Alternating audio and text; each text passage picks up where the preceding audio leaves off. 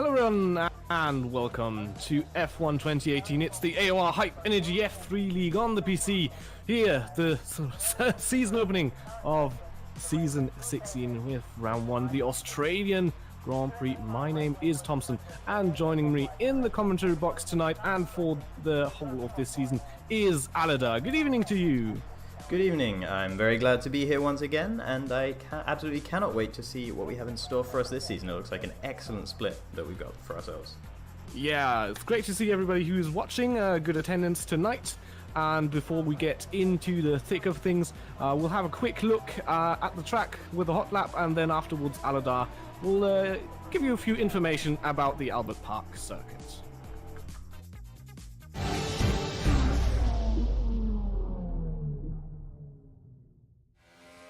Hello and welcome along to our very first AOR hot lap on the new F1 2018 game around Albert Park.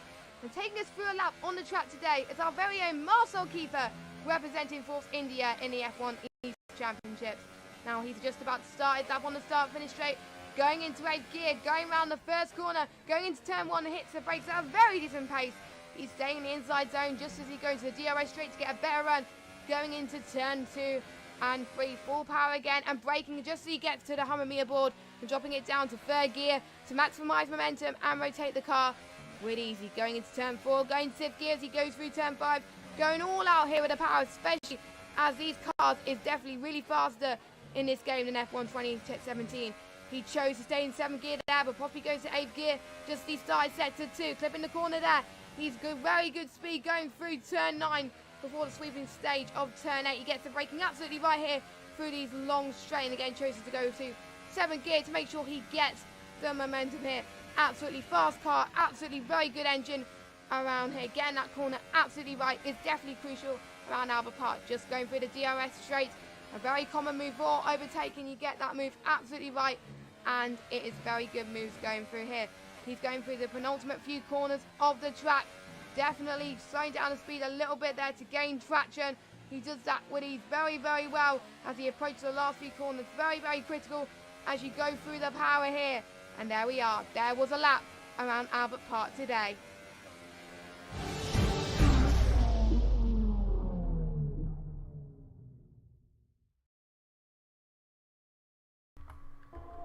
Okay, I hope you were able to enjoy that little brief introduction of the track there with that hot lap as narrated by Jess. And here we can just see a little bit of the info about this circuit. It's not the easiest circuit to overtake, and overtaking has been difficult on the F1 2018 game, so it'll be interesting to see how much of that we're able to get.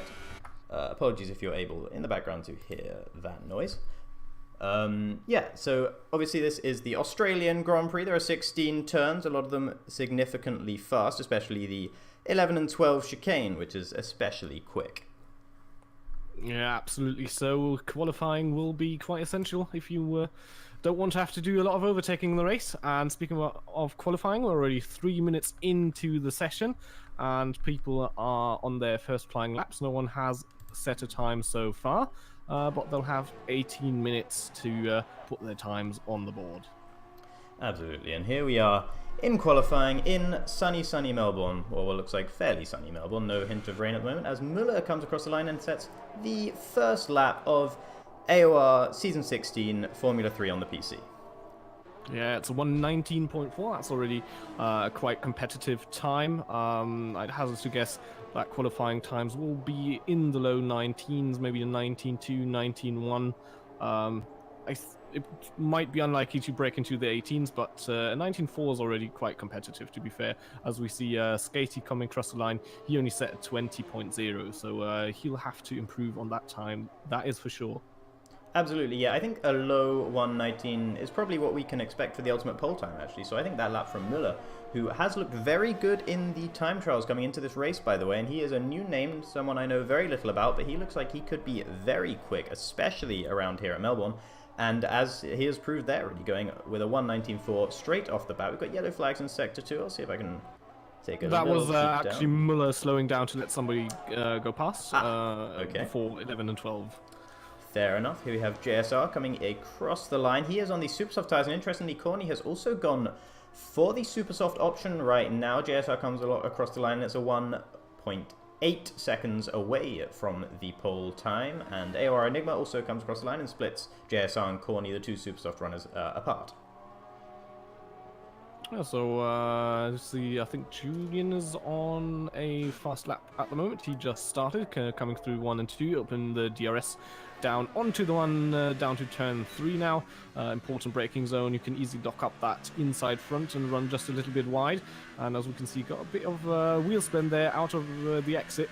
And as a follow-up of that, the following corners have been quite scruffy, so obviously not the optimal first sector for Julian here. The young Dutch driver drove in F3 last season as well, and finished in P3. Indeed he did, and yeah, that was quite an erratic first sec, particularly on the exit of turn 4. He got very wide and onto a very dangerous piece of curbing there, so obviously he wouldn't have been able to be quite full throttle throughout that. Coming into the fast chicane right now, he seems to handle it pretty well. Yeah, he's done that okay. Opens the DRS now towards this 90-degree right-hander, right to the edge of the track, turning in, lovely, hits the apex, kick of oversteer on exit by the look of things. Still going pretty well though, we'll be able to see. I don't think this will be quite the fastest time, but I don't think it should be too bad. Oh, another little mistake there coming out of the penultimate corner, another kick of oversteer, so that should lose him another couple of tenths as well, and let's see what it is as he crosses the line. It's still a good lap though, it's a 1:19.9, which is good enough to put him in third currently. Yeah, so despite having those small mistakes in the first and in the last sector, it was still quite competitive time. Obviously, still half a second up. Miller with that great first lap there, but yeah, I mean, seeing that his lap was far from perfect, he should be able to find quite a bit of time onto his second lap. And I think people like Murphy and Lemon are out on track now. Actually, the Force India of Lemon has just started his flying lap as we speak, and there's a Haas coming out of the pits. Try to not get held up by people exiting there, and he ran a little bit wide in turn 2, but I think it should be fine, unless obviously you go off the track so far that your lap gap's invalidated, which is a thing. Strict corner cutting rules are enabled. Yeah, and particularly into turn 1 in Australia, corner cutting, especially when you run wide on exit, can really bite you. It seems like, considering he's still pushing, even though he missed the apex quite significantly there, still pushing, so it looks like he hasn't had his lap invalidated as he comes towards this right-hander now with a big, heavy curbing on the inside. You want to make sure not to clunk that too hard, because there's a big sausage curve there.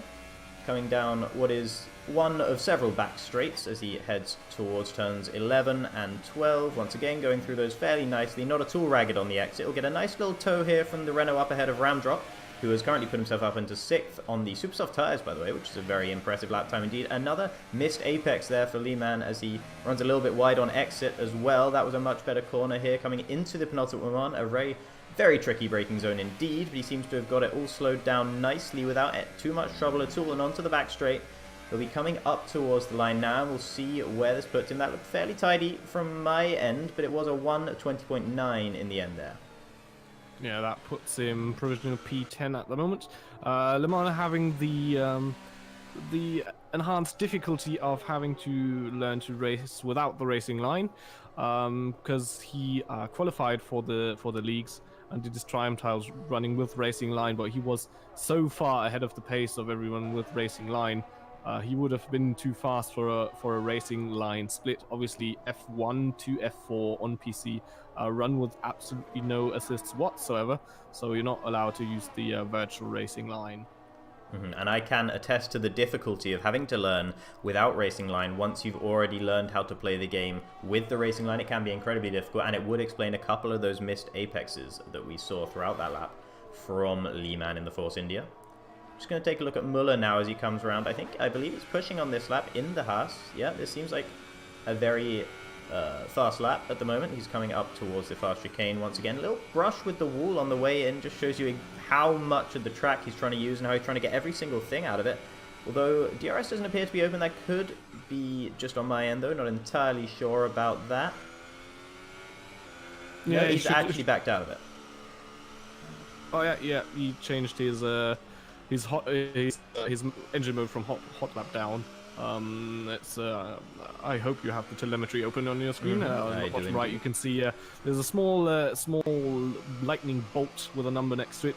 0 is no deployment, and 5 is hot lap mode, and then there's a few modes in between. So in case you're not familiar with the game, you can see how much electric energy the driver is deploying according to that number there. Indeed, I think Paschek just came across the line. He was in hot lap mode, and now he's gone all the way back down into no ERS deployment, so he must have just come across the line. I'm not sure if he improved on his lap time or not. I can't remember if he was up in 5th already. But either way, 5th place for him, pretty decent. It's looking very good for the Haas pairing in general at the moment, 1st and 5th. Not a shabby way to start qualifying. We've still got about half the time left in qualifying though, so there's plenty more time to set laps. And Muller very sensibly coming straight into the pits after I believe he ran wide on the exit of turn 12, and that probably invalidated his lap. And even if it didn't, it was quite a scruffy exit anyway, and he wasn't able to put the power down on the grass, so makes sense that he would have backed out of that lap. Yeah, obviously we have still 7 minutes remaining in the session, so he has all the time in the world to come on back into the pits, put on a fresh set of tyres, and then go out for a final run. Just taking a look for anyone who is in the hot lap mode on their ERS deployment. Kelon appears to be on a push lap right now. He's getting a nice little tow from the Force India there as he goes straight past. Currently down in 18th, Kelon, having not yet set a lap time. Kelon, of course, somewhat of a fallen great because in F1 2017 and on F1 2016 as well, and maybe even before, he was in the F1 leagues, and he was quite a serious contender, having accrued a couple of podiums in the very top tier of AOR, so I expect to see very good things from him indeed. Obviously 2018, a whole new game, and it's yet to see exactly how everyone shakes out on this game, but as Kelon comes around the corner now, we'll get our first little taste of just how good he is. And he comes across the line for provisional 7th with a 120.2, so that is 8/10 of pole time at the moment, but it was only his first run, so he should be able to, with 6 minutes left, he should be able to come back into the pits and do another run if he chooses to do so. And yeah, as you said, Kellan, a few seasons back, F1 driver, and in general we have a really tightly packed grid, I think, for this season. We have drivers from previous F2 down to F7, depending on their pace. They were obviously placed in this league. Then we have Kellan and Ramdrop, who are returning drivers who have had very good previous seasons, and then the new drivers are all very quick as well from looking at their placement times. So it's going to be a very interesting season, an interesting race up ahead, I think, and it should be highly competitive as well. Absolutely, yeah. Murphy in the Red Bull right now appears to be on a hot lap as we watch him once again. Every time I mention a car, it seems to be coming towards the fast left-right of turns 11 and 12, and indeed that is exactly what the Red Bull is doing as he makes his way through there nicely, not lifting off any more than he needs to, and getting the DRS wide open on his way towards the right-hander. And one thing I just noticed, which is interesting, Liman is actually on super soft tires at the moment. He's not on a hot lap yet. I think that's actually his in lap. So it's interesting that he's trying to set his time on super softs, but with a 120.9, he's not very competitive at the moment. We have seen people experimenting with the super soft tires in general, though, which does indicate that they would be the better tire to start the race on if you are able to. So this could mean very good things for whoever qualifies in 11th place, because it seems like the super softs aren't going to be fast enough to get you into the top 10. But if you qualify in 11th place, of course, you have the freedom of choice with the tires, and the super softs could well be a very valid strategy to start on. Yeah, if you start in P11, you actually might have the chance to gain a few spots in the race. Considering that it will probably be a one-stop for most of the drivers, but if you have to start on those qualifying ultra-soft tires, you really have to stretch both your sets to quite an extent. So if you can start on the super softs, you definitely have a strategy advantage, because you can push a lot compared to the ultra runners. Indeed you can. Murphy, by the way, did in fact abort that lap that I was mentioning that he was on. I'm now on board with Ruben, who seems to be the only one, as far as I can tell, who's out there on a flying lap at the moment. He ran a little bit wide on the exit of the previous corner here and very wide into turn 11. That's not quite the way I would expect to be the optimal way to go through that corner. But we'll see just how well this lap time turns out at the moment. Ooh, and that's not right at all. He's completely cut that corner. And if that's not an invalidation, that will have slowed him down a lot regardless. So this is not going to be a good lap from Ruben, who really I thought was going to be one of the stronger contenders coming into this season. But perhaps nerves are getting the better of him, and he's struggling down there in 18th. Yeah, when the clock is now down to just under 3 minutes, by the way, and a lot of people are now starting to drive out of the pit lane to beat the clock to the line to set their final lap of the qualifying session. Obviously, once the clock goes to 0 seconds, all laps that have already been started, the drivers are free to finish those laps. So yeah, if the clock goes down to 0, it's not the end just yet, but you just have to beat the clock to the line. One thing I'm finding a little bit interesting here is I'm watching Tom97HD's outlap, and he's actually engaging in some tire warming, which is not something you've seen very much of in the F1 2017 game. It never seemed to actually have very much of an effect at all, and in fact on that game, rather than getting heat into your tires, what you wanted to do was absolutely minimize the wear to the nth degree. In this case, that doesn't seem to be the case, as Ramdrop puts himself up into second there coming across the line. It's a 1:19.6, and that will probably be his final lap of the session, so that's decent for now, but I expect he will not be P2 come the end of the session. Yeah, at the moment he has backed down his ERS a bit. I mean, he could try and start another flying lap, but the question is, does he want to do that with his tires, because they're already at 5% telemetry suggests, so you really don't want to put more tire wear on top of those tires for the start of the race. Absolutely you don't, especially considering people seem to have been showing preference for the super soft tires. That definitely indicates that the ultra soft tires, you will struggle to make them last an appropriate distance, and therefore I think it's very unlikely you want to be setting more than one flying lap on those tires whatsoever. Currently on board with Tom97HD as he makes his way around from the hot lap. He was third for a long time during this qualifying session. He's now been bumped down to fifth by the likes of Ramdrop moving up ahead of him, and we'll see whether he's able to do anything about that. Currently with a 1:19.9, one of three drivers on a 1:19.9, encountering a bit of traffic here as Ramdrop gets nice and out of the way to the left-hand side. He's actually got quite a significant amount of dirty air probably coming off of the car in front. I'm not entirely sure. I think that might be yeah, that's AOR Ruben up ahead in the Mercedes. I'm not sure if Ruben is actually on a fast lap or an out lap right now, but either way, this is quite the hindrance for Tom, and Ruben does indeed get out of the way, so he wasn't actually on a fast lap whatsoever. We'll see whether Tom's lap time suffered as a result of this, as he comes through the last corner, now getting the power down. He's already out of ERS deployment, so that's going to be suffering a little bit down the straight, and he comes across the line, and he moves ahead of Ramdrop, but only just. Yeah, that was obviously an improvement by 0.3 there, but the question is, did he lose a bit of time behind that traffic? Could he have beaten Müller in provisional pole at the moment? That is obviously a question that we won't be able to answer, as Julian 2395 sets a new fastest lap, just beating Müller with a 1:19.379. So Julian now puts himself onto the top spot. The question is, can someone else beat that time of 1:19.3?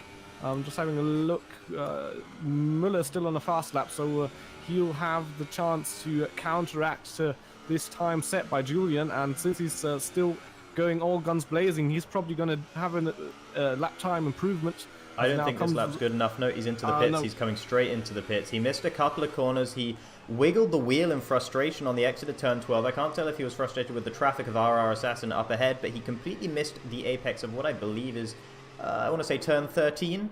So the second of the two 90-degree right-handers.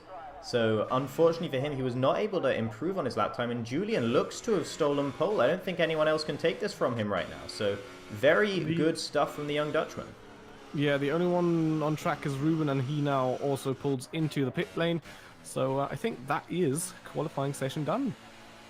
Absolutely. So interesting. That's not really what I was quite expecting to see. I was expecting to see the likes of Muller and Julian definitely up there at the top. Ramdrop's no surprise. He is also, like Kalon, he is an ex-F1 driver as well. Kalon down in 10th is a surprise to me, and same with Ruben all the way down in 18th.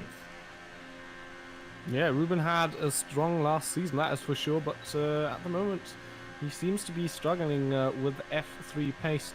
Obviously, he moved up from F4 in the previous season, but he did finish second that last time around. So it's going to be interesting to see how he will fare now in the race, if he can move up a few positions. And the official qualifying results on screen for you. And Julian actually got a penalty.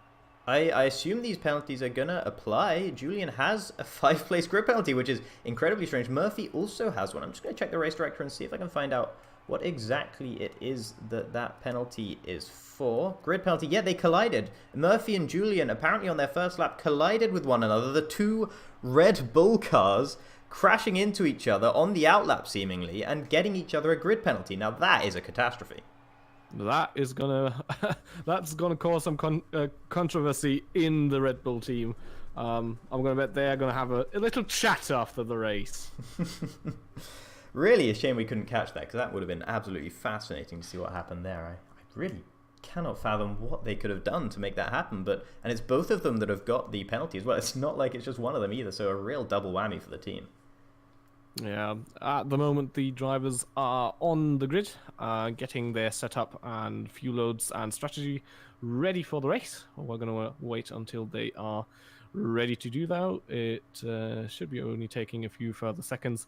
As you can see, the drivers are readying up for the race.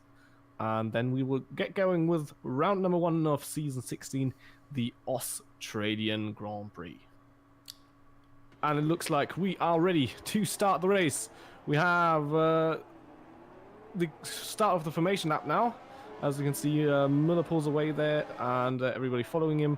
And now it will be very crucial to get tire temperatures up to where you really want them. Obviously in F1 2017 it really wasn't a thing. But with the new tire core and carcass heat molds, it's really important to get your tires up to proper temperature. Otherwise you won't have any grip whatsoever. Interestingly, on the lap board, on the table on the left-hand side, I'm seeing Julian is still portrayed up in first, but he is in fact down in 6th place. I'm not sure if you're getting that same issue. For me, he's in P6, both on the on-screen display and on the live tracking. Oh, okay. Well, I apologize for that one then to the stream, but Julian is indeed in 6th place and not in 1st, as you're seeing on the left-hand side there. Just a quick note, everyone who is starting outside of the top 10 has avoided those ultra-soft tires, and I am not surprised to say the least. Adidas Tracksuit was the one who ended up in that coveted 11th place position. Didn't start on softs like Murphy and Postas in 12th and 13th. He went for the super softs instead, as I sort of predicted. And Hayden and Lehman, they've been disqualified from the session. Now, does that disqualify them from the whole race, or is that just from the formation lap?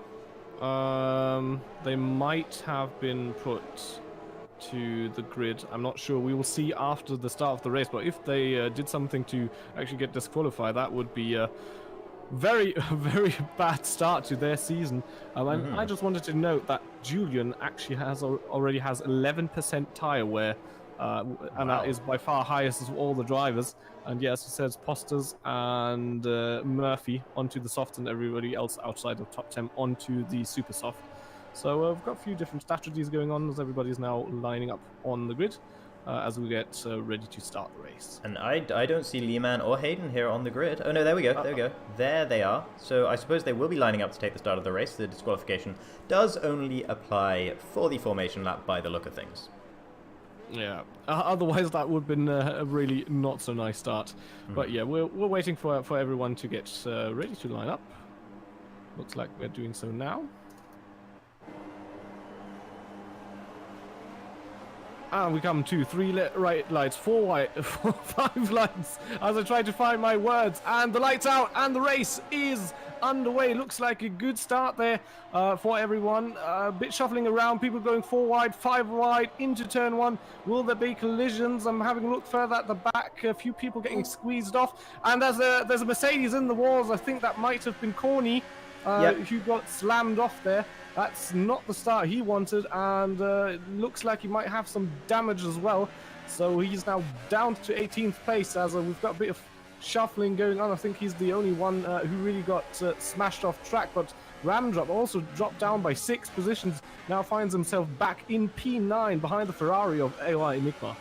Yeah, what happened there was Ramdrop and Corny, I think they went side by side into turn 1, and Ramdrop was pushed wide onto the grass and completely lost traction, and he was fishtailing around and made significant contact with Corny, and Corny went slamming into the wall. Very glad to see that he is still in the race despite what happened to him, because that was a pretty significant contact and very bad news for Ramdrop as well. I'd be surprised if he doesn't have any damage either, as Adidas tracksuit right now all over the back of Ian Bastien here in the Williams. Adidas tracksuit gonna take the inside line here, and Skatey maybe trying to follow him through as well, trying to get one over on his fellow Dutchman as they go side by side. Now Adidas tracksuit is already up into 5th, who started 11th by the way, so that's an excellent start from the Sauber driver, Skatey and Ian, and it looks like Skatey's got him, and now, oh, Skatey's teammate tries to go through as well, and Ian shuts the door on him, and Ian is in the wall. He's lost some of his front wing. He's still going to be able to continue just about, and it's bad news for both him and Enigma as they get tangled up coming out of the penultimate corner. Yeah, and I just saw Tom97 actually left the session, so he might have had a disconnect. Obviously, his ghosted AI car is still driving around the track, but it won't be as fast as the other drivers around him, and he's going to drop positions unless he can find his way back into the lobby. One thing to note is right now at the front of the field, while there's a lot of chaos going on behind us now, actually JSR's retired from the session. I'm just going to see if I can quickly see what happened there. I'm unable to see it. I believe I saw him on the exit of turn 5 there, maybe just in the wall. AOR Enigma's slowed down to let everyone through. Maybe he's had some sort of issue here. Murphy's also slowing down. Very peculiar behavior right at the back of the field here. I cannot work out quite what is going on. No, sorry, who's it? No, wait, Assassin actually. Looks like he's missing parts of his front wing, so he's going very slow at the moment. Yep, that's quite a bit missing there. I'll hazard to guess that he has to come into the pits at the end of this lap, so he was involved in some kind of contact there. Yeah, he must have been involved in the collision with JSR, and I think Enigma must have been caught up in that too, because he was slowing down to let everyone through, and then Murphy also slowed down to let everyone through, and it's just a whole confusing mess back there right now. Postas has absolutely no front wing, as both Murphy and Enigma go sliding through up into 13th and 14th places respectively. Let's see if any of them come into the pits now. Postas, of course, will, and none of the others have. Let's see if Assassin does as well. No, he stays. Oh, no, he does come into the pits at the last minute. There he is, missing the end plates on both sides of his front wing as well. As I was going to mention, though, before all of that massive amount of chaos kicked off, it's Müller and Paschek leading at the front in the 2 Haas cars. What an excellent start for them. Yeah, 2 Germans driving in 2 American cars here at the Australian Grand Prix on lap 3. Obviously, Müller starting for pole, and then Paschek having a good start and keeping out of trouble, has moved up 2 places now to be in 2nd position. The closest gap at the moment in the field is Corny, who is currently only 2/10 behind Lehman, and Lehman runs a little bit wide there, and he's onto the curbing. That will not help his traction coming down this sort of back curve here as Corny moves to the outside. Will Lehman try and shut the door? No, he's not going to do it, and it's a real battle of bravery here coming into the far chicane. Neither of them take it as fast as they could have, and Lehman runs significantly wide on the exit, and he's going to have lost a lot of traction. And here is the DRS now for Corny as he drives all the way around the outside in the Mercedes, and it looks like, I believe, he's going to be able to get it done, and yes, he has. Despite the kick of oversteer on the exit, he has moved himself up into 11th place ahead of Lehman. Wow, he is really fighting with a knife between his teeth here, really wanting to get that overtake done here at the early stages of this race. That was obviously only a battle for P11, so not even for points, but I'm going to guess that Corny is going to try to extend that gap to the Force India behind and catch up to Tom, who is still in that ghosted car, I think. Yeah, he hasn't rejoined the session, so he might not be able to actually. Obviously, we don't know what the issue is, if he had a disconnect or maybe a power out or whatever, but he will continue to drop positions.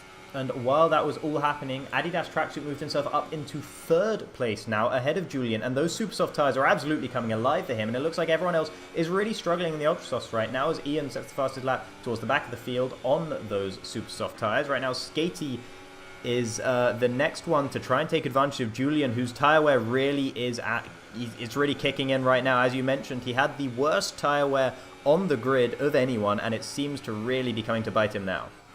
Yeah, meanwhile, Corny was re-overtaken by Lemon, as Corny had a huge moment of oversteer on the curb exiting turn 4, and he was really close coming into turn 11, but then he kind of messed up the fast left-right-hander, and now he finds himself back behind the Force India, and once they get past Tom, that will be the battle for the final points-paying position of the race. Corny also, by the way, really struggling with tyre wear. He's already at 36%. And he's actually already coming into the pits as we speak. Oh yeah, so he is the first person to pit unprovoked in terms of front wing damage. Ruben right now really close to the back of Hayden, as Skatey and Julian look to be going side by side here into turn 3 and through turn 4. Julian keeping ahead for now, but it really does seem like a matter of time for the Red Bull driver, as his tyres seem to have absolutely fallen off the cliff. Skatey going to be trying to get past another of his fellow Dutchmen here, as Julian runs very wide again on the exit of turn 6, and now Skatey towards the inside. There's no space there. Julian absolutely slams the door shut, goes incredibly defensive, runs very wide. He's not going to have any traction whatsoever there. Ruben is out of the race as well. I can't see exactly what happened there. I won't be able to find out right now, but ram drop now. That was the exit of turn 5. Sorry to step in there. He lost the car and smashed into the wall. Right, so a really unfortunate start for Ruben. He made a good start after starting right at the back of the grid, but unfortunately he wasn't able to capitalize on it, evidently, as he has in fact DNF'd from the race now, and Julian lost not 1 but 2 positions as Ramdrop slithered his way through with the help of Skatey. Murphy now just going past Tom97HD's ghosted car towards the end of the top 10, and Enigma also sliding his way up into the points. And Julian comes into the pits after he has had enough of his worn-out tyres, and he will come in for a set of, it looks like, super soft tyres. Yes, it is. So super softs for Julian. That might be a two-stop strategy right there due to his high tyre wear. Yeah, I'm inclined to think that must be a two-stop strategy, which is very strange. I'm surprised he didn't feel able to make a one-stop strategy on the softs last towards the end there, but he has pitted only on lap 6. That is very early to pit, so it does make some sense. Ramdrop currently behind Skatey and looking to pressure the Ferrari driver into a mistake. Skatey seems to be keeping it all nice and on the road right now, not quite having the same sort of troubles that Julian was having, as he was getting all over the road trying to defend from Skatey and then from Ramdrop as well. Meanwhile at the front, Muller seems to have checked out a significant amount here, as he's 3 seconds ahead of his teammate, who in turn is 3.6 seconds ahead of Adidas Tracksuit, although Adidas Tracksuit of course does have the advantage of the super soft tyres and cannot be discounted going into the later stages of this race. Yeah, Ramdrop still trying to hunt down Skatey here. That is the battle for the 4th position at the moment. Skatey obviously having moved up 5 positions from the start of the race, so the race is going good for him, but Ramdrop is still trying to regain the positions he lost at the start, as I lose my English here. He's still 2 positions down from where he started, and Paschek actually now in the pits. Yeah, he's pitted from 2nd place, and he is going to be putting the soft tyres on, which implies to me that he's going for a one-stop strategy. He has pitted quite early, but he should be able to make them last, I think, towards the end. Yeah, it will be a bit of a stretch, but it should be doable, and it wouldn't surprise me if Muller actually comes into the pits at the end of this following lap. Maybe next lap, but his tyre wears should be becoming quite significant now, as for everyone else who hasn't stopped yet on the ultras. So they're not gonna go not much further into the race. Let's put it that way. Mm-hmm. Murphy, by the way, has become another casualty of this race, as his car is now ghosted. He left the session about a lap ago. I think he was having some lag spikes as he dropped down the field very abruptly before leaving the session. Didn't seem to be in the wall or anything like that, though, so I don't believe it was any sort of rage quit or anything like that. I think he probably just desynced from the session, so that's unfortunate for him, and it's not gone all that well for the Red Bull drivers thus far. Enigma right now on the back of Paschek, and Paschek will have cold tyres actually, so this will be interesting to see if Enigma's able to do anything about it. Paschek runs wide on the exit of turn 12, and it looks like Enigma's going to have the run on him here, coming through the DRS zone. He tries to go around the outside. The Haas driver keeps it on the inside though, and is able to shut the door on exit. Enigma will have to stay put in 8th place for now, and that is crucial that Paschek doesn't get himself avoided in these fights down the field if he has to have any chance of winning this race. And someone we talked about before the race was that P11 grid spot, and I remember saying that you can move up quite a bit from that spot because you get the better tire choice. And look who is leading the race at the moment. It is Adidas Tracksuit, who started in P11 on his set of super soft tires. Absolutely, a very impressive performance from him thus far, up 10 places. Hayden as well shouldn't be discounted. He's up 13 places from the start. He, I believe, is on the super soft tires as well. Ian getting himself a 3-second time penalty down there. There's been quite a few time penalties coming through thick and fast at the start of the race, so I haven't been able to keep track of all of those quite yet. Pashek seems to have been able to hold off Enigma, but he hasn't actually made any inroads to Muller whatsoever with that attempted undercut. He has actually fallen slightly further behind his teammate. Just having a look at the race director, actually from the guys that are still in the session, at the moment it's Corny and Ian who both have a 3-second time penalty. And I think there have been a few who have served 5 seconds penalties at their stops as well. But Okay. obviously, if they've already served it, they won't have the time added at the end of the race. If you get a 3-second time penalty, that will be added at the end. And here is Ramdrop into the pits from 3rd position. And I'm going to guess he's going to go onto a set of soft tires. Yeah, soft tires, there we are. And he's going to run to the end of the race from here on out. Yeah, it seems like the only one who is on that alternate strategy is Julian there on those super soft tires. He makes himself known by coming across the line and setting the fastest lap of the race so far. Lehman has retired back at the rear of the field. Not entirely sure what happened there, but he was very close with his teammate Kostas Delphin. So there could be some issues there between the two Force Indias, and that would be very true to real life. Yeah, Julian should be able to get past Enigma in a fairly short amount of time, I hazard to guess, because Enigma's struggling a bit with his ERS, his battery load at the moment. He's charging it quite a bit, so it's going to be interesting to see. Is he going to fight too much? No, not really. Lets Julian go there. Knows that's not really a fight. That's worth fighting, and lets the Red Bull go through. Absolutely, yeah, no, that was absolutely waving in through there, and Julian did break incredibly late regardless, actually, and had a bit of trouble on exit as a result of it, but he is up the order, and that is all that matters for him at the moment. Muller is going to be catching up to Hayden soon. I'm not sure if Hayden will be pitting anytime soon. He did start on those super soft tires, and none of the super soft tires have come into the pits. Skatey seems to be the last of the ultra soft runners to come into the pits now, and he also will be putting the soft tires on. Yeah, just having a look on Hayden's telemetry. Still not saying anything about pit window yet.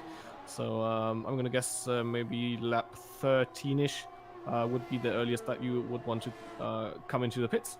And then depending on your tyre wear, you might actually stretch those tyres out a little bit more. Hayden's tyre wear at the moment is only at 37%. So you can still go quite a few laps with those tyres. Interestingly, Ramdrop has just about managed to jump Skatey through the pits. They're very close to one another right now on track, but Skatey is behind the Renault, and Ramdrop was just behind him, and he was stuck behind him on track before this pit stop phase. So that's very good work from the Renault driver to put himself up the order into what I believe is de facto P4 behind Julian. Oh, and that were two very quick penalties there. That was, let me have a look here. Posters and Assassin, who both got a 3-second time penalty just about at the same time, really. Yeah, track penalties, or corner cutting penalties, rather.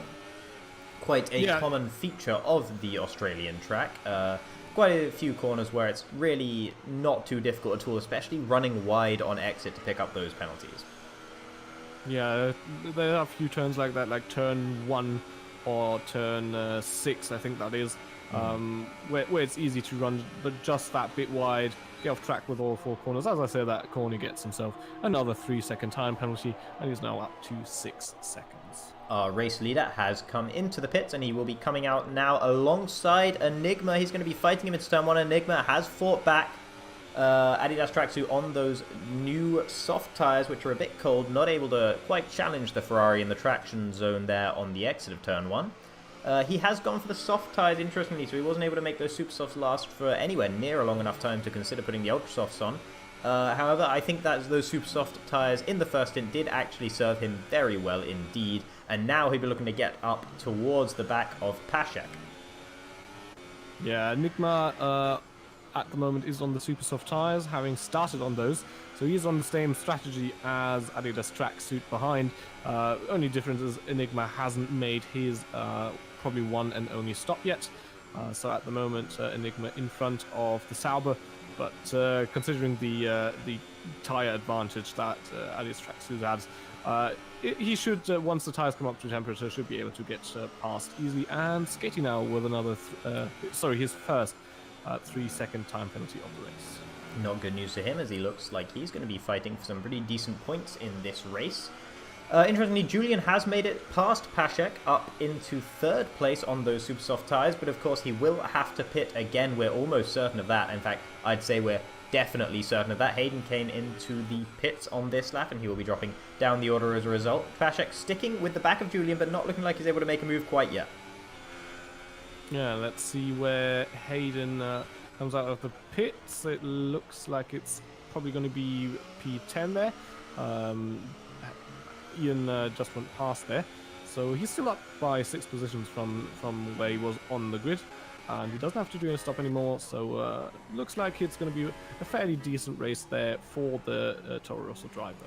Yeah, considering where he started on the grid, I would not be too unhappy in his place if I were able to pick up just the 1 point for 10th place. It's a good, decent way to start off your season. As long as you're getting points, that's what matters, especially right at the beginning of the season, as Ramdrop seems to have gone straight through past Enigma there. Enigma dropping down to 6th place. He is the only runner who is still actually in the game who has not yet stopped. He is on those super soft tyres, but they will be feeling the burn just about now.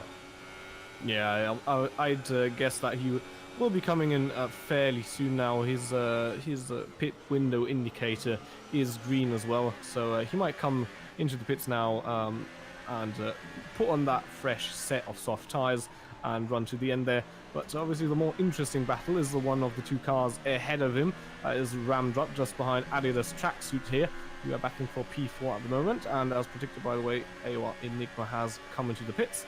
But it looks like Ramdrop is not quite close enough yet on this straight, and maybe not even down to turn 3. Obviously he has the DRS activated, but you really needed to get a good run compared to your opponent as well if you really want to try and make that move into turn 1 or turn 3. Absolutely, yeah, it can be very difficult, especially with the nature of these turns, to make a move stick. So you really want to be careful that you do have a significant advantage going into making an overtaking maneuver. Speaking of overtaking maneuvers, though, Pashek has moved straight back ahead of Julian after spending only about 1 lap behind the Dutch Red Bull driver, and Julian falls back down into 3rd place, and that seems to me to be an indicator of the fact that his super soft tyres are now starting to fall off the cliff, and it's now the soft tyres that you want to be on. Yeah, they're starting to degrade just that bit, as that was running very wide there in turn 12, and got himself a 3-second penalty as well while doing that. Yeah, Julian has quite a bit of fuel to burn, it seems, but he doesn't have the tyres to really use that pace advantage he could have through high engine settings. But yeah, it looks like he's coming into the pits now, and he's probably going to put on the soft tyres. It seems as if that is the tyre you want to be on, and now he gets a 5-second penalty for speeding into the pit lane.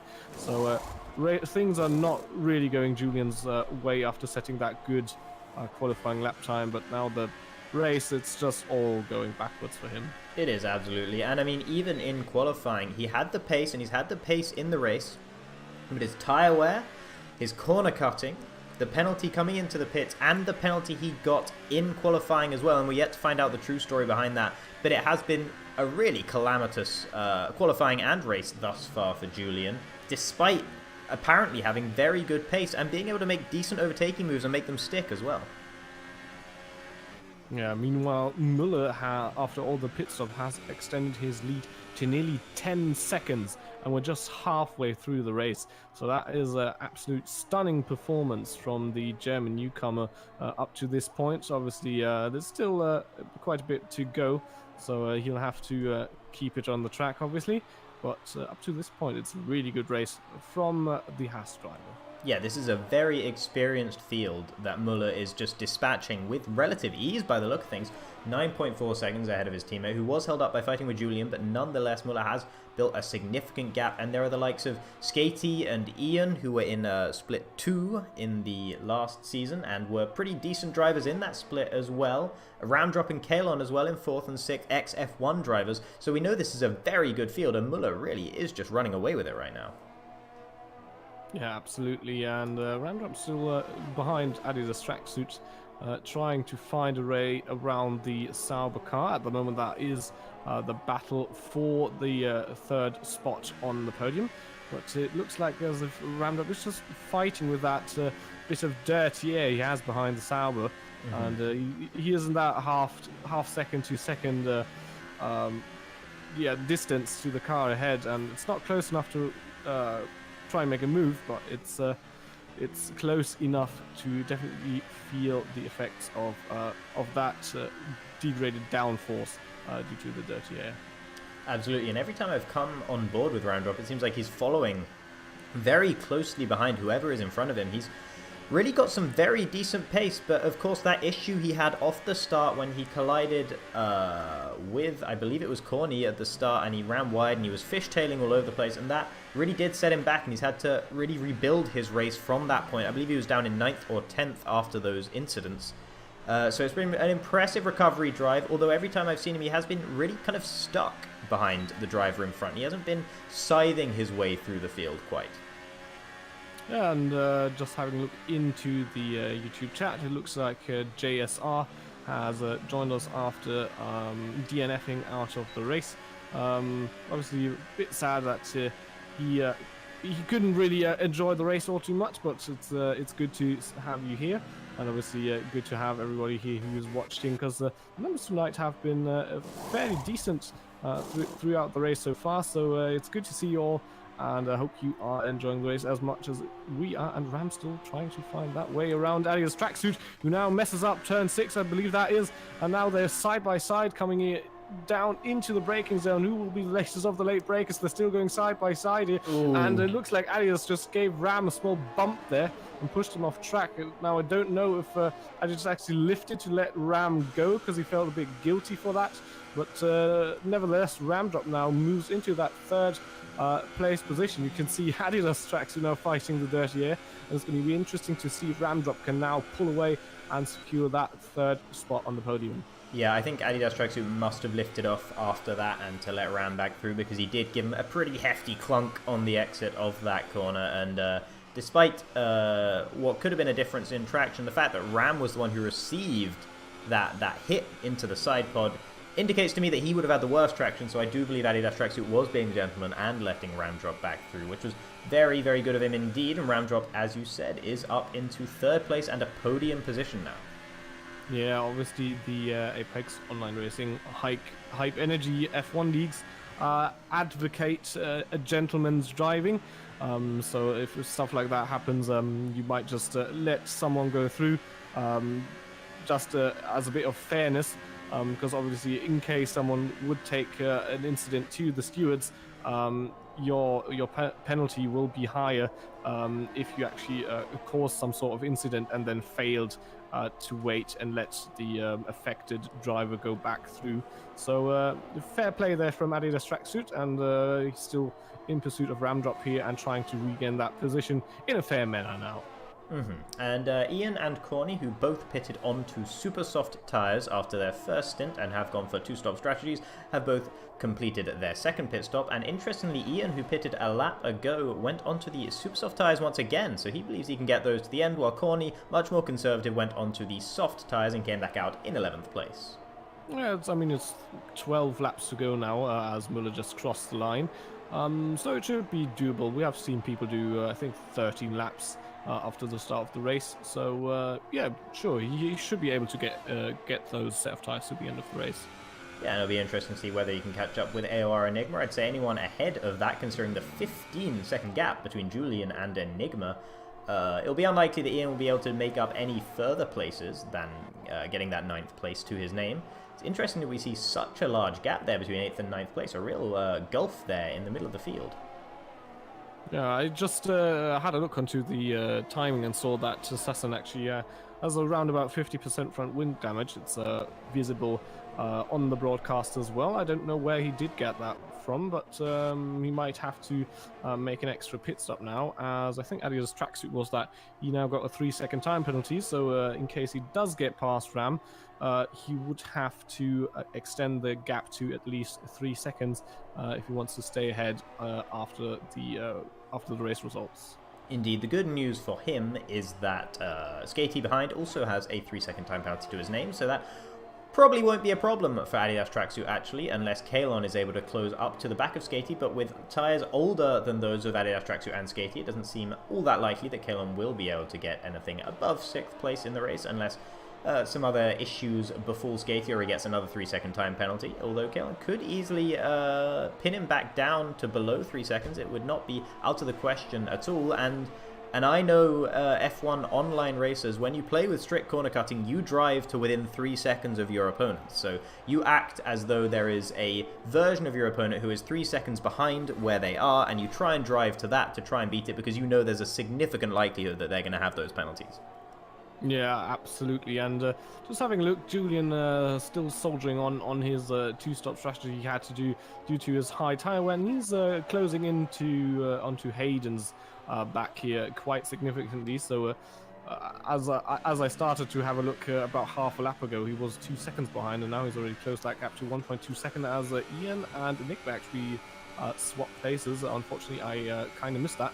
But Ian on the, in theory, fastest super soft tyres compared to Enigma, who's only on the softs. Yeah, absolutely. They definitely are the faster tyres for now, as Ian are only 3 laps old, while Enigmas are 6 laps old. And I did see the beginning of that battle, and that was coming onto the main straight. Ian just, you know, he was all over the back of Enigma, and Enigma had a pretty scruffy exit onto the straight. As speaking of scruffy, he gets himself a 3-second time penalty. I don't believe that's his first, although I might be doing him a disservice there. But Ian, yeah, it was a really easy pass down the main straight for Ian.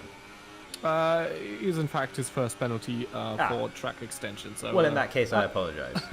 At the moment, it's at 3 seconds.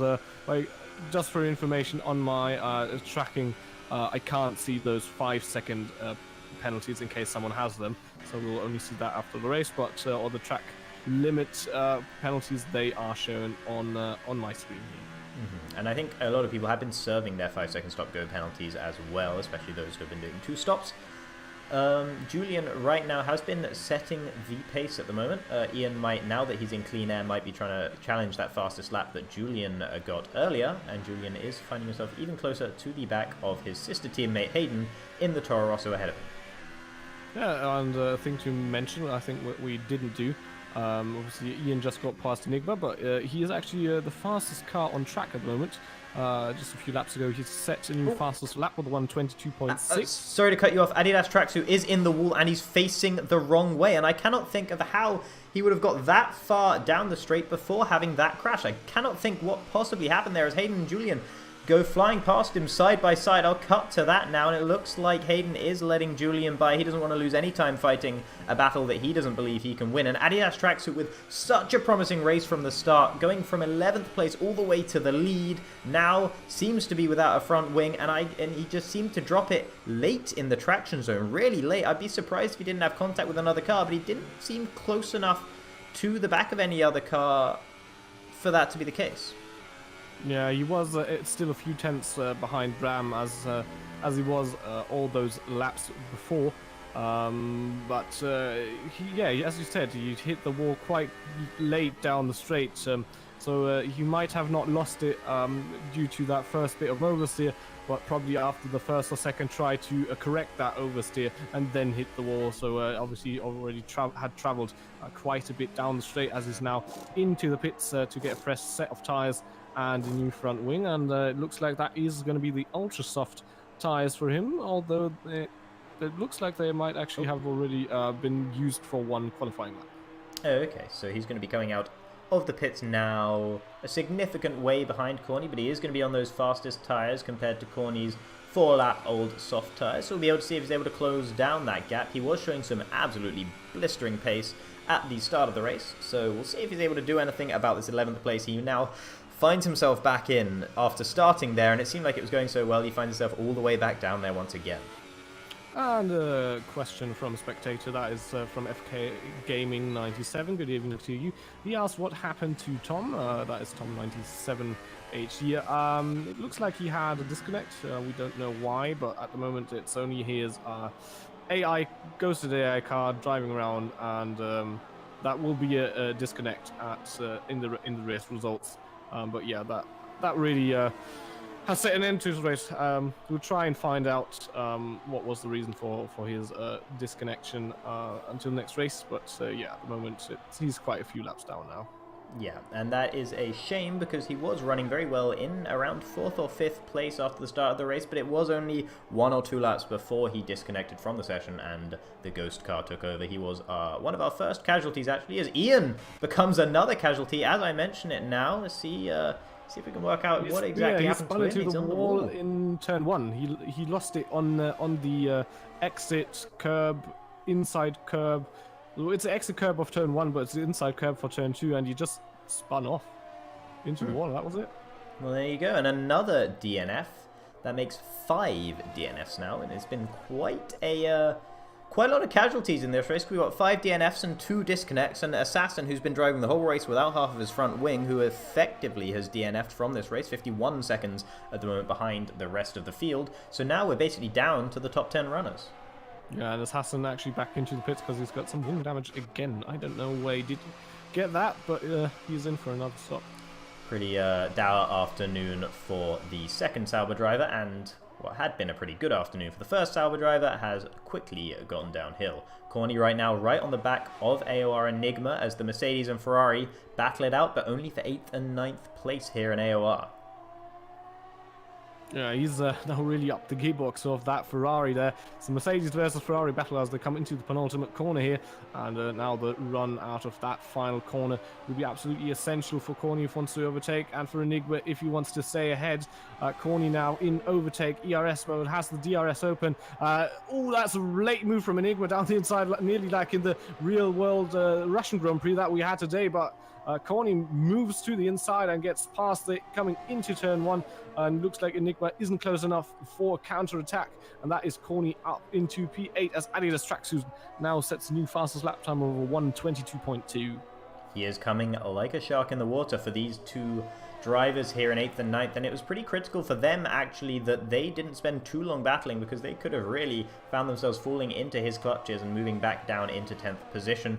Very brave stuff, I must say, from Corny to commit to that move despite the late attempt to defend from Enigma. It was quite nerve-wracking there between the 2 drivers, but Corny was able to make it stick all the way down the inside. It was a very good move indeed by the Mercedes driver.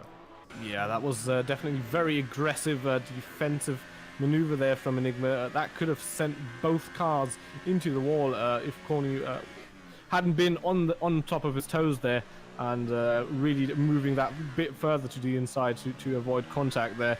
It was a hard move, but I mean, he left enough space on the inside for Corny to go through, so it's towards the end of the race, so obviously the battling will get more aggressive to hold on to every point that you can.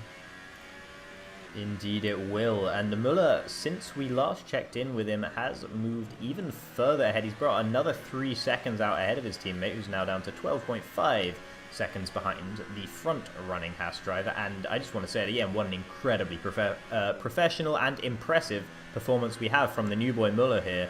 Just great stuff from him, and from his teammate as well, who, if it wasn't for Muller, would indeed be winning this race. Corny picks himself a 3-second time penalty down towards the back, and Enigma also has one. I don't know if Corny has multiple though, because it's all getting rather confusing down there with the time penalty situation. Corny is actually up to 9 seconds of penalties. Okay, so he might drop back quite a bit there. Although only Enigma's really behind him at the moment, so it depends on. It might not be too bad, but we'll have to wait and see until the end of the race, and we have yellows in sector 3, and that's Assassin. Assassin was in the wall there backwards. Luckily he can keep it going, but Assassin's race has really gone downhill in the latter half of this race. He doesn't have front wing damage though, so he can keep on going. But now small victories, I suppose, for the Sauber driver at the moment, as he actually finds himself behind both Murphy and Tom97 HD, who haven't been in this race for a significant portion, and that just emphasizes how tough of a race this has been for the Sauber driver. Yeah, considering that Murphy and Tom are disconnected, Assassin at the moment is about 1 minute 15-ish behind Adidas Traction, who's the next car up ahead, so nearly a lap. So his race has really gone downhill, and it doesn't look like he's going to get any points today. At the moment, it seems like Julian is closing up to the back of Kalon. Kalon in the Toro Rosso with 6 lap older soft tyres than Julian. Julian runs wide on the exit there, and he won't have got such good traction, so he won't be able to make use of this DRS zone to try and get past Kalon ahead of him. Kalon also neater through that turn as well, but he will be struggling with traction in general due to the wear on those soft tyres. Getting really close to the back of him there in the braking zone. Julian, I think he had a little bit of a lock up on the inside front.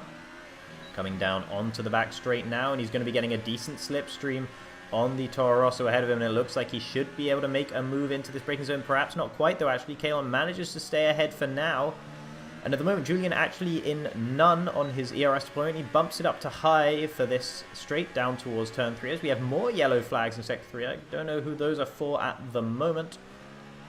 Don't think it's Assassin again. For Assassin again. Oh, it is for Assassin again. Okay, so that's even more misfortune for the Sauber driver down at the tail end of the field, as Julian really close to the back of Kalon now, but he can't quite make the move. Hayden gets his second 3-second time penalty of the race, but he's got such a large gap behind him that that really won't be bothering him whatsoever. He's kind of in no man's land right now. Kalon going defensive here, and Julian looks to go around the outside, and we know he's an aggressive overtaker, and he forces his way back onto the track and actually compromised Kalon quite a bit there. Kalon tried to shove him wide, but Julian was having absolutely none of it there. Kalon going to be trying to force his way around the outside, but Julian seems to have snatched the move in slightly controversial fashion.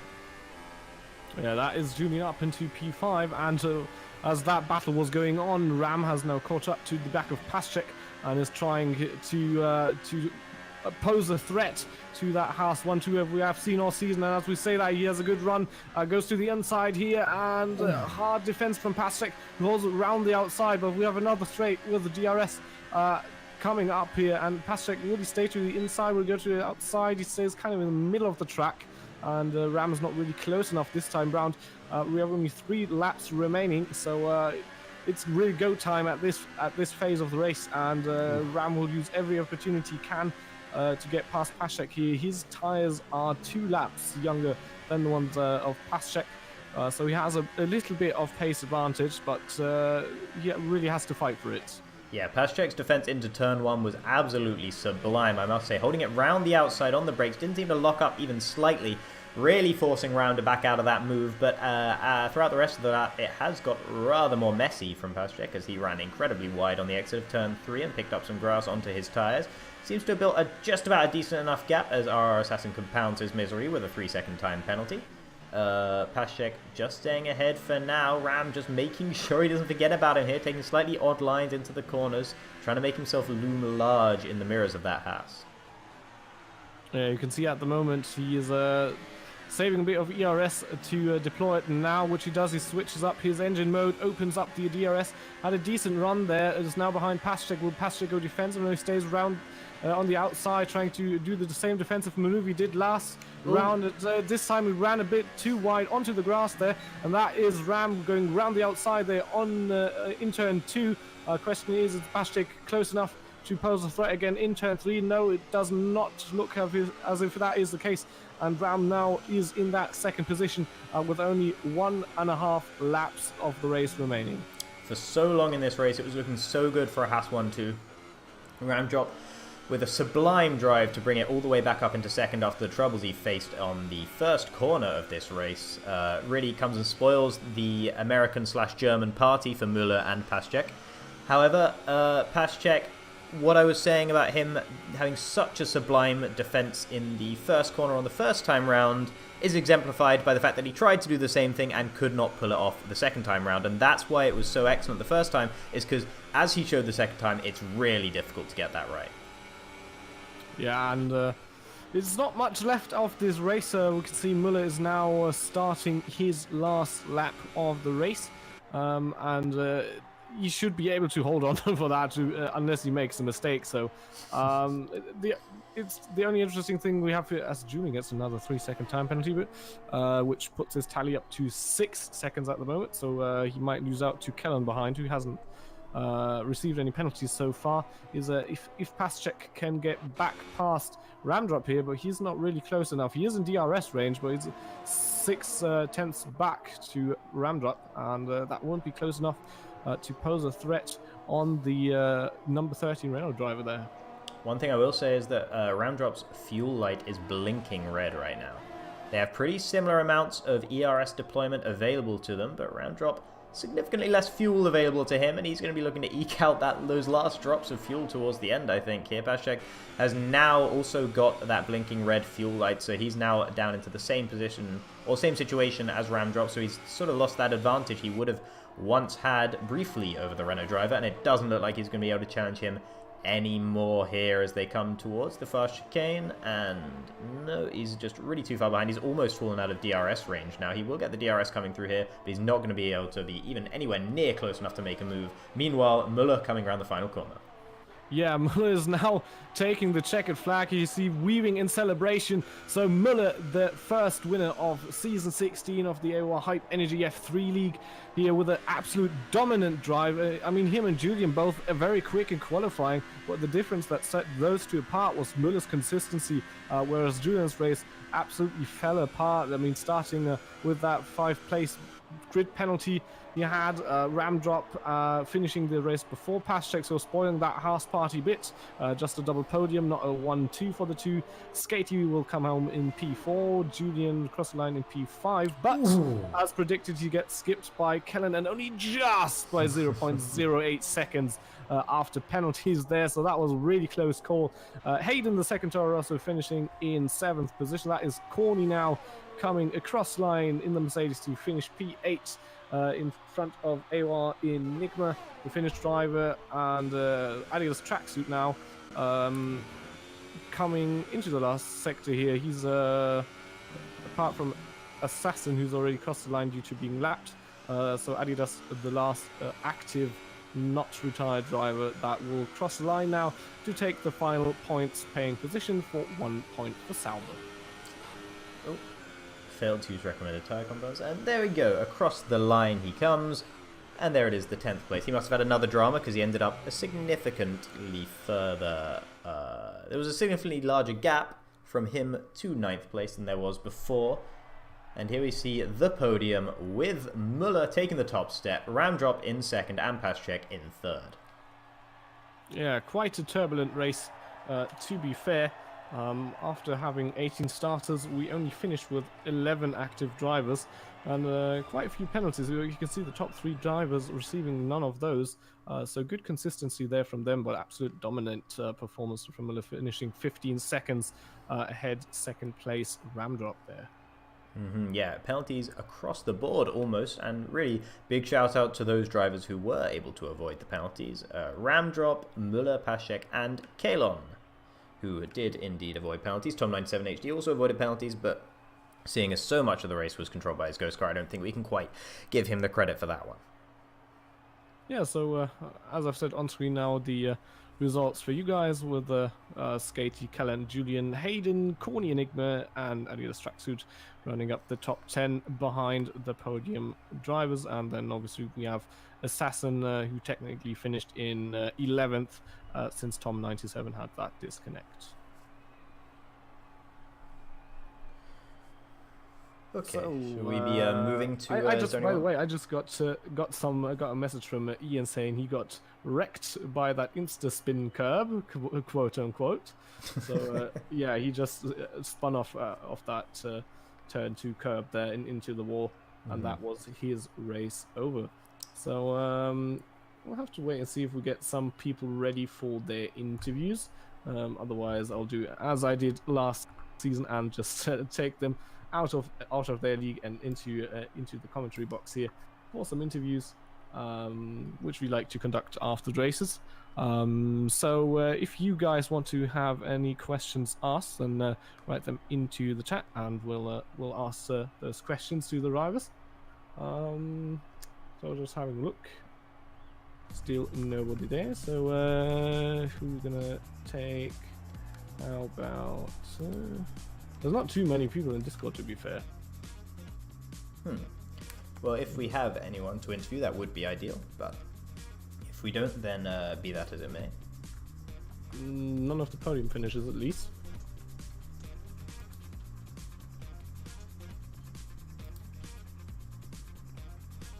Yeah, at the moment it's a bit quiet out there. I'm just gonna pop down and maybe ask if people would like to do some commentary, interviewing. Sorry. Okay, well, feel free, and best of luck with that venture.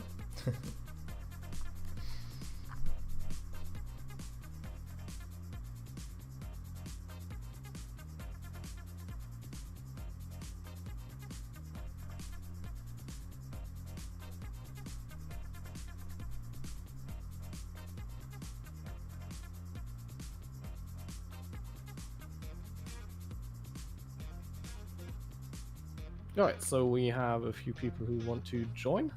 Excellent, okay. So I'm just gonna put the two in here. We're just gonna start off with Ramdrop. Good evening. Hello. Yeah, good second half of the race for you, obviously. Good qualifying there for the first race of the season. Obviously, you have been up in higher splits in previous seasons, so you are somewhat experienced driver. Were you happy with your qualifying session today? To be honest, not really. I messed up my super soft run, and then I messed up my ultra soft run. So I knew I had a couple of attempts in the bag, and I knew I could get sub 20 on the super softs, but just wasn't to be. Yeah, started from P3 and then dropped quite a bit back then on the first lap, I'd say. Yeah, I got hit. Did you? Yeah, that was my question. Did you get hit, or was it just you trying to avoid to get hit? Well, I had a great start compared to Tom. I was alongside him into turn 1. I hit the brakes at the normal point, but obviously he broke a lot later than me. So in my efforts to avoid him, car behind me just slammed into the back of me. That pushed me onto the grass. Then I got a bit of a tank slapper as I came back on. Collected someone on the right of the circuit. I think they went into the wall, and I think I was P8, P9, something like that. And then it was just a case of trying to battle back. Yeah, I mean, after that scruffy start, obviously, on your first stint, you already made up a few positions, but pace-wise, you really came alive on that second stint, and it looked like those soft tires seemed to be really the race tire you wanted to be on. Yeah, the tires were fine. The main issue was overheating. So, just like you got in real life, if you push too hard out the box, then they just fall away. So I just literally just managed them a little bit, and then yeah. Yeah, and then obviously towards the end of the race, you had that very great battle there with Paschek, who fought very hard to hold on to that second position. But yeah, obviously you managed to get past that and spoil their Haas F1 team party. So obviously congratulations to finishing second place there. Thank you. And yeah, I was going to switch to Liman, who had a bit of a not so great race. Tell us a little bit about what happened. I spun out. And before I lost my front wing on first lap, then I pitted lap 5, and then I spun out like lap 8 or 9. But actually it was really good, because normally on Australia I'm spinning quite a lot. Yeah, so I'd hazard to guess you're still really trying to get used to driving without the line. Yeah, but this track was really hard to drive, because the braking points are moving quite a lot with low, high fuel. In quali, for example, sometimes you have to go brake later because you got lighter car, and in race you have to brake brake, you know, sometimes you have to brake later than in quali because the car is slower with heavy fuel. Sometimes you have to brake earlier because it's, you know, heavier. Mm. Yes. Yeah, absolutely. Aladar, any questions you want to ask? Yeah, I was just going to ask, round drop, this one's directed at you particularly, seeing as you finished second in this race. Considering the fact that Müller was able to build up such a commanding lead in this race, do you think you're going to have an answer for him in the races to come? Bahrain, no, because I despise that track. But yeah, I think I could have probably run with him today, to be honest. Yeah, I dropped back a little bit, but you could argue I was battling here and there and I was saving my tyres. He also pitted a lap earlier than me, so I reckon it would have been close between the pair of us, but obviously I couldn't get through quick enough. Why is it? Why is it in my streams I always get to interview the drivers who don't like the upcoming track? Bahrain is without a doubt the worst track I like ever Bahrain. created. Well, that is a very strong opinion there from Randrup. Might cause quite a bit of controversy there. Horrible track. Why? Because it's a straight and then a corner, then a straight and then a corner, then Yeah, braking sector points are easy. 2. Yeah, it's just like you set your car up for the high speed straights and then you can't do anything in the middle. You set your car up for the middle and then you just get mugged on the straight. So you go in the middle and you just slide everywhere. For corners. Yeah, so it sounds like you don't like a challenge and like easy setup tracks. So. I hate Bahrain, to be honest. I've never been good at Bahrain and I never will be. I'm not good, but I like it. Yeah, so I'm expecting At least Lehman something. to have a much better Yeah. performance next week and Ramdot to have a much worse performance next week. Yep, Yeah. expect me at the back of the grid next week.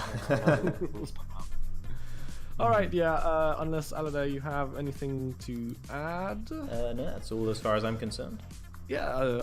And in that case, I'd like to wrap up today's race, which was a pretty quick stream actually. We got through everything very quickly. But yeah, obviously thanks to all the drivers and everybody who has been watching the stream. The numbers today were actually very, very great. Happy to see. And obviously thank you to Aladar for joining me in the commentary box for this season and for tonight. Absolutely, my pleasure. And yeah, Yeah, we hope thanks for the stream, guys. yeah, it's a pleasure, and we hope we'll see you guys next week to see if Muller can keep up his dominance. If Ramdrop is going to drop down the order compared to this race. And yeah, obviously thanks to Hype Energy who sponsor our F1 leagues, Elgato Gaming for making our streams possible, and then obviously our other sponsors Thrustmaster and Omega GT, and hope to seeing all of you next week. Bye bye.